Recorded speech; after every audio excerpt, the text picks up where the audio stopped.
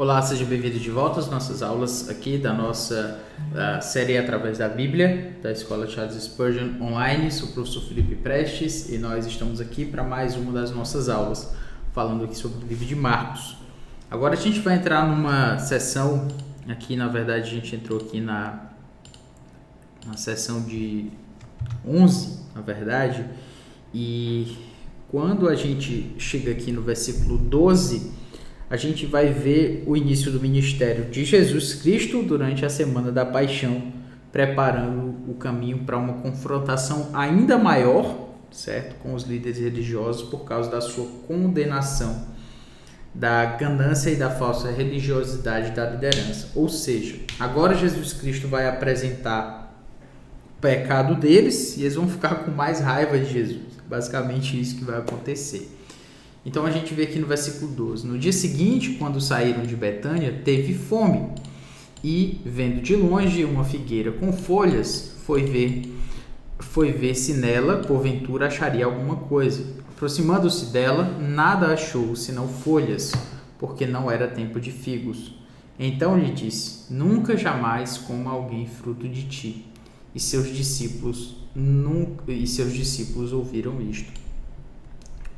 Aqui você vai vendo que Jesus espera que esses episódios eles acontecem porque Jesus está falando de pessoas que deveriam dar frutas e não estão dando, certo? Então ele chega diante de uma figueira com folhas e nela não tem frutos, então ele diz: olha, nunca jamais coma alguém fruto de ti, certo? Por quê? Porque isso não está dando fruto. Isso não está servindo de nada. E olha o que vem no versículo 15. E foram para Jerusalém, entrando ele no templo. Foi exatamente isso que aconteceu. Aquilo não estava dando fruto. Deveria dar fruto e não está dando. E o que vem depois, na narrativa? Ele chega no templo e aquelas pessoas não estão apresentando aquilo que deveriam apresentar. E o texto vai apresentar esse episódio, né, tão conhecido, que ele entrou no templo, ele chega ali derrubando as mesas, as mesas dos cambistas, as cadeiras dos que vendiam pombas, e ele diz: não está escrito, a minha casa será chamada de casa de oração para todas as nações, ou seja, não devia estar dando frutos, lembra da figueira? Vós, porém, a tendes transformado em covil de salteadores. E os principais sacerdotes e escribas ouviam estas coisas e procuravam um modo de lhe tirar a vida, pois o temiam, porque toda a multidão se maravilhava da sua doutrina.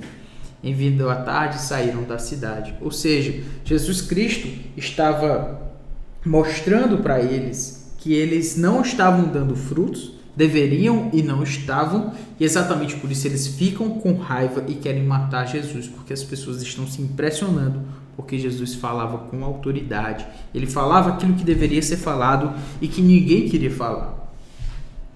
E aqui a gente vê mais um texto, né, a partir do versículo 20, mais uma vez com relação à figueira, depois daquilo que tinha começado a ser narrado sobre ela, né? E passando eles pela manhã, viram que a figueira secara desde a raiz.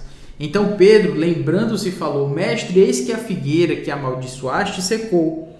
Ao que Jesus lhes disse: tende fé em Deus, porque em verdade vos afirmo que se alguém disser a este monte: ergue-te e lança-te no mar, e não duvidar no seu coração, mas crer que se fará o que se diz, assim será com ele. Por isso vos digo que tudo quanto em oração pedirdes, crede que recebestes, e será assim convosco. E quando estiverdes orando, se tendes alguma coisa contra alguém, perdoai, para que vosso Pai Celestial vos perdoe as vossas ofensas. Mas se não perdoardes, também vosso Pai Celestial não vos perdoará as vossas ofensas.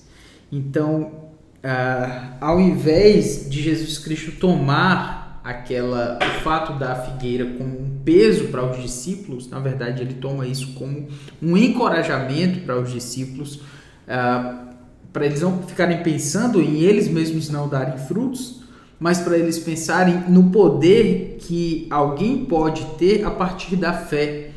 Que a fé é suficiente para fazer grandes coisas, claro, se você confiar em Deus, para que assim se faça, porque não é a fé, na verdade, que faz, né?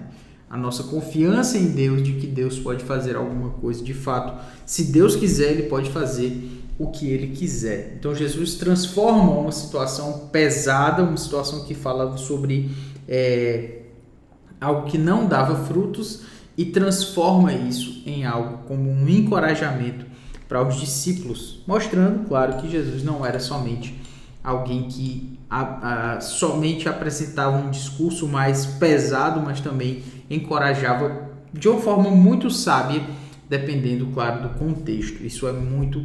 Quer dizer, independente do contexto, ele era sempre sábio, mas o que eu quero dizer, exatamente porque ele era sábio, dependendo do contexto, ele apresentava uma palavra de confronto ou uma palavra de conforto. Dependendo do contexto, ele fazia isso e fazia muito bem. A partir aqui do versículo 27, a gente vê que a constatação da autoridade do servo pelos líderes de Israel fracassa quando ele revela sua falência espiritual e sua superioridade moral em relação a eles. Ou seja, eles estavam tentando contestar a autoridade de Jesus, mas eles não conseguem. Vamos ver que então regressaram para Jerusalém e, andando ele pelo templo, vieram ao seu encontro os principais sacerdotes, os escribas e os anciãos, e lhe perguntaram: com que autoridades fazes estas coisas? Estavam questionando o que Jesus estava fazendo. Ou quem te deu autoridade para o fazeres? E Jesus responde de forma muito sábia. Ele diz: respondei-me, eu vos direi que autoridade faço estas coisas. O batismo de João era do céu ou dos homens? Respondam. E eles discorriam entre si. Se dissermos do céu, dirá: então por que não acreditastes nele? Se porém dissermos dos homens, é de temer o povo, porque todos consideravam a João um profeta. Então responderam a Jesus: não sabemos. E Jesus, por sua vez, lhes disse: nem eu tampouco vos digo com que autoridade faço estas coisas. Aqui a gente vê que Jesus Cristo é um homem realmente sábio e, como ele bem ensinou, também perspicaz. Jesus usa da sua perspicácia exatamente porque esses homens eles queriam tirar vantagem da sua situação, tirar vantagem do próprio Senhor Jesus Cristo, e ele apresenta, olha, ele traz uma pergunta que também deixa esses homens numa certa saia justa, né? Num certo momento difícil, constrangedor, porque eles precisavam agora responder. Não podiam responder que era do céu e nem podiam responder que era dos homens. Então, Jesus também não responde. Ou seja, nós não precisamos responder a todos os que nos pedem uma explicação. Não necessariamente. Jesus nos ensina que ele não deve essa resposta, ele não deve essa verdade a esses homens que estão lhe perguntando. Ele faz isso de uma forma, como falei, muito perspicaz, e deveria nos ensinar também. Por que todas as pessoas que vão lhe fazer uma pergunta, você precisa necessariamente responder?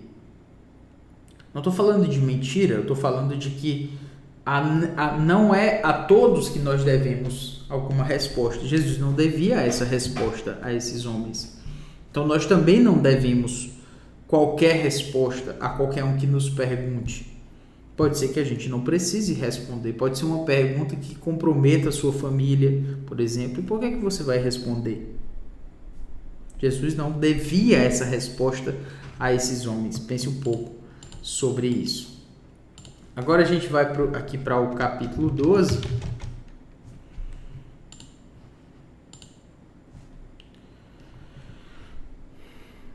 E nós chegamos na parábola dos lavradores maus, né? O que é interessante sobre isso? Agora é muita teologia bíblica que vai ser apresentada aqui para a gente, certo? Jesus fala, a narrativa de Marcos fala o seguinte, olha, depois entrou Jesus a falar-lhes por parábola. Um homem plantou uma vinha, cercou-a de uma sebe, construiu um lagar, edificou uma torre, arrendou-a a uns lavradores e ausentou-se do país. No tempo da colheita, enviou um servo aos lavradores para que recebesse deles dos frutos da vinha. Eles, porém, o agarraram, o espancaram e o despacharam vazio. De novo lhes enviou outro servo e eles o esbordoaram na cabeça e o insultaram. Ainda outro lhes mandou e a este mataram. É claro que Jesus está falando aqui dos profetas de Israel. Eu já vou dando a resposta aqui, né, da questão. Ele traz a resposta, estou trazendo a resposta porque esse homem foi mandando, as pessoas não receberam, na verdade violentaram aqueles que estavam sendo enviados. E a partir disso nós vemos, olha, muitos outros lhes enviou, dos quais espancaram uns e mataram outros. Restava-lhe ainda seu filho amado, a este lhes enviou. Por fim, dizendo, respeitarão a meu filho. Mas os tais lavradores disseram entre si, este é o herdeiro. Ora, vamos, matemo-lo e a herança será nossa. Ora, eles não aceitaram nem os mensageiros, nem os servos, muito menos o filho. E agarrando-o, mataram-no e o atiraram para fora da vinha. Que fará, pois, o dono da vinha? Virá, exterminará aqueles lavradores e passará a vinha a outros. A outros quem? Aos gentios. Os que deveriam receber não receberam, então ele vai dar essa vinha aos outros.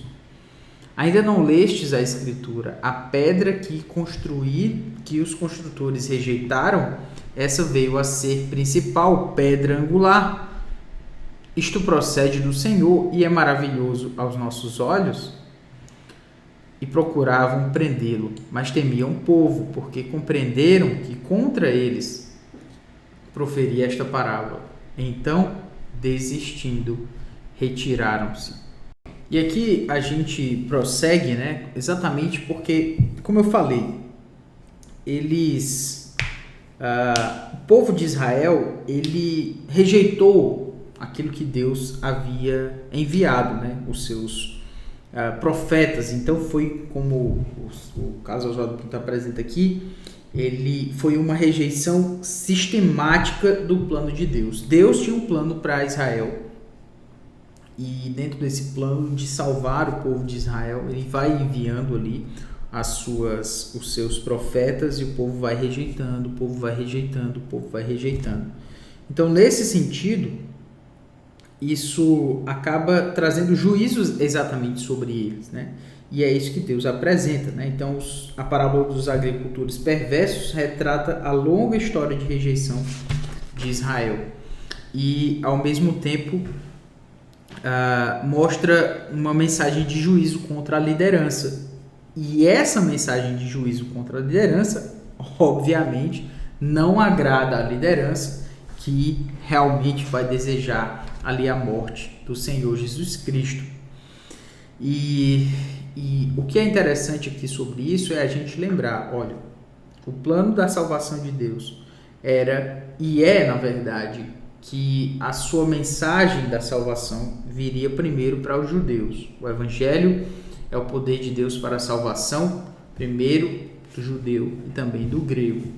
Então, essa mensagem que Jesus está falando é exatamente essa do povo de Israel que não aceitou inicialmente aquilo que lhe havia sido proposto, né, por Deus. Mas, obviamente, não aceitaram e isso haveria de trazer sobre eles algum juízo. A gente chega aqui no versículo 13, e enviaram-lhe alguns dos fariseus e dos herodianos para que o apanhassem alguma palavra. Chegando, disseram-lhe, mestre, então você vai notando aqui que agora já é o momento de pegar ele de alguma forma. A oposição começou a ficar mais clara ela não é mais aquela possibilidade de ele ser alcançado ou não, dependendo. Não, agora é a hora de que ele der uma vacilada, né, como se diria hoje, em qualquer deslize, vão pegar. Então eles já eram enviados para isso. Chegando, disseram-lhe: Mestre, sabemos que és verdadeiro e não te importas com quem quer que seja, porque não olhas a aparência dos homens, antes, segundo a verdade, ensinas o caminho de Deus. É lícito pagar tributo a César ou não? Olha que interessante. Jesus está sendo bajulado aqui por esses homens, né? Que coisa linda. Que coisa linda dizer: não te importas com quem quer que seja, não olhes a aparência dos homens, ensina segundo a verdade o caminho de Deus. Mas eles querem, na verdade, pegar o Senhor Jesus Cristo em alguma palavra. E eles fazem essa pergunta: é lícito pagar tributo a César ou não? Ou não? Devemos ou não devemos pagar? Mas Jesus, percebendo-lhes a hipocrisia, essa é uma ironia muito grande. Esses homens estão tentando plantar uma armadilha para pegar a Cristo em alguma palavra, mas Cristo é perfeitamente sábio. Ele não vai cair numa coisa tão banal como essa. E ele diz: por que me experimentais? Por que vocês estão querendo me pegar? Por que vocês estão querendo fazer essa armadilha contra mim? Eu fico imaginando Jesus falando: vocês acham mesmo que eu vou cair nisso, né?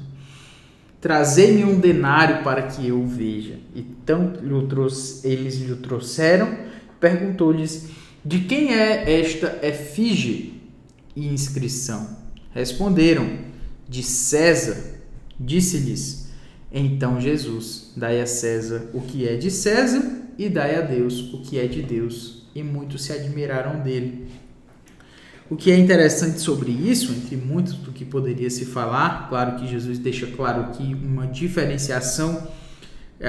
Nós não poderíamos viver numa anarquia, né, e simplesmente esquecer da importância da ordem constituída, mas ao mesmo tempo a gente aprende aqui com Jesus Cristo a responder àqueles que nos perguntam, a mais uma vez sermos perspicazes nas nossas respostas, a gente não esperar menos do que o pior do mundo, né, das pessoas que querem nos perseguir. Elas vão nos perseguir, elas fizeram isso com Jesus Cristo, então também farão conosco.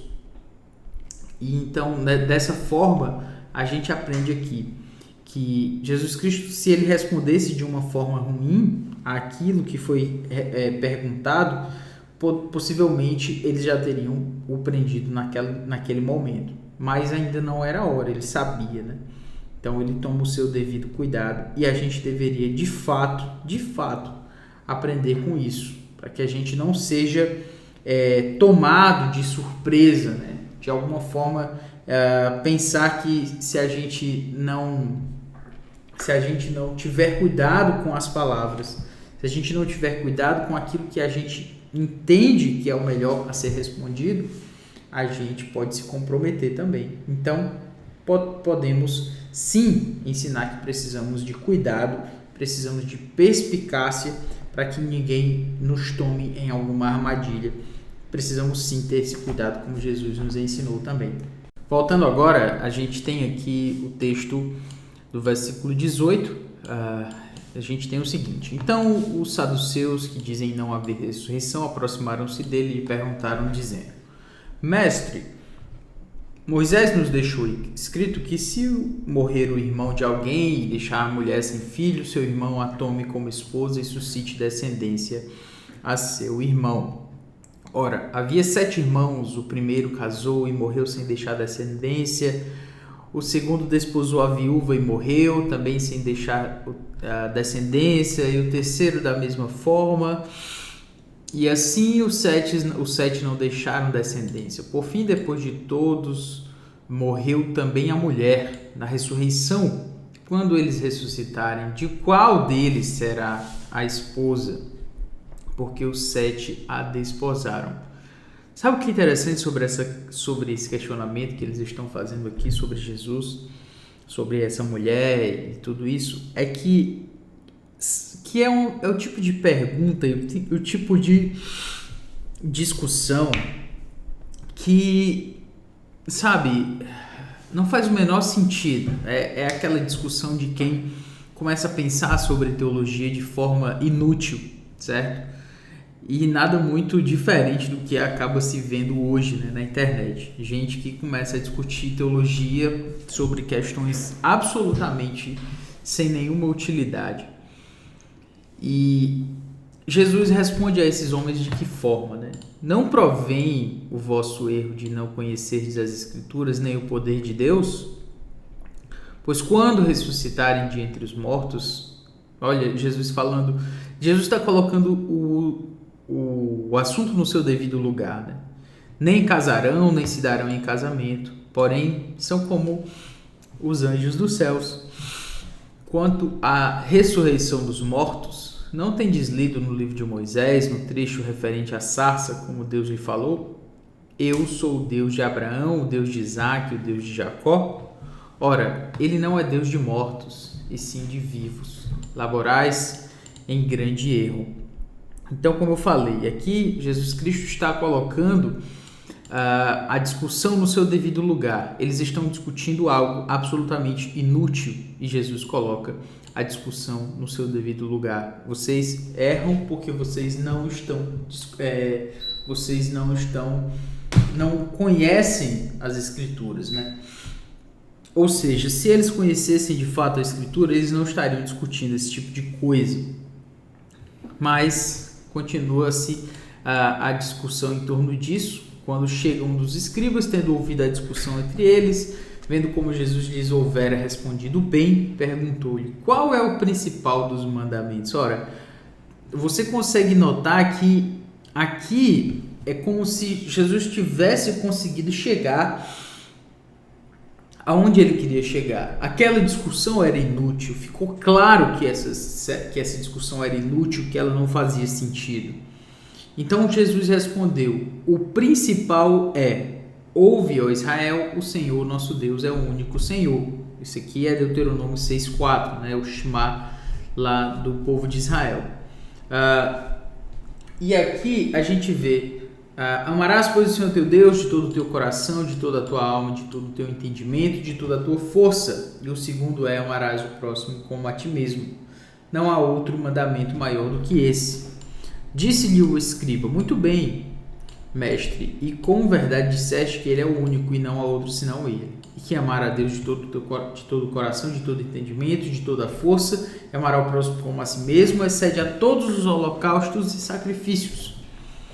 Vendo Jesus que ele havia respondido sabiamente, declarou-lhe: não estás longe do reino de Deus. E já ninguém mais ousava interrogá-lo.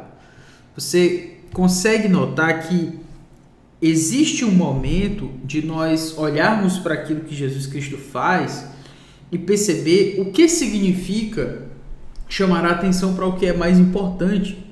Não é à toa que esse homem chega para Jesus e fala sobre aquilo que é mais importante. Por quê? Porque aquilo era onde as pessoas deveriam parar e prestar atenção. Era onde elas deveriam colocar a sua cabeça.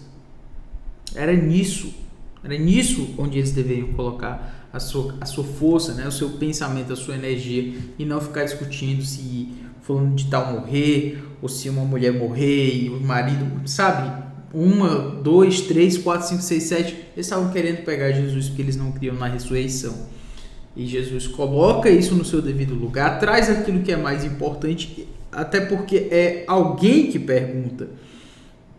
No final das contas, chamar a atenção para o que é mais importante dentro da teologia vai fazer com que alguém responda corretamente a isso também. É como a gente vê isso aqui. Jesus chama a atenção para o que é mais importante. O que é? O Shema é amar a Deus de toda a tua força, de todo o teu coração, de toda a tua alma e de todo o teu entendimento e de toda a tua força, né? E amarás o próximo como a ti mesmo. Chama a atenção para o mais importante e aplica isso, e finalmente alguém começa a entender. Jesus disse: você não está longe do reino dos céus. Agora no versículo 41, aliás, no versículo 35, a gente tem aqui Jesus ensinando no templo, perguntou: como dizem os escribas que o Cristo é filho de Davi?